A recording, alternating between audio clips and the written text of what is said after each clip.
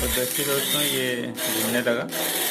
ठीक है, ये जो घूम रहा है नीचे चक्री के अंदर से गियर्स खराब हो गए थे, उसको हमने निकाल कर गियर्स में ऑयलिंग रिफिल किया और एक जो गियर था वो थोड़ा सा ऊपर चला गया था, उसकी सेटिंग खराब हो गई। इस प्रकार से आप कोई भी टॉय को ओपन करके अगर उसकी गियर है चेंज कर सकते हैं या फिर उसकी छोटी सी रिपेयरिंग करके आप उसको ठीक कर सकते हैं। तो थैंक यू दोस्तों वीडियो को लास्ट तक देखने के लिए।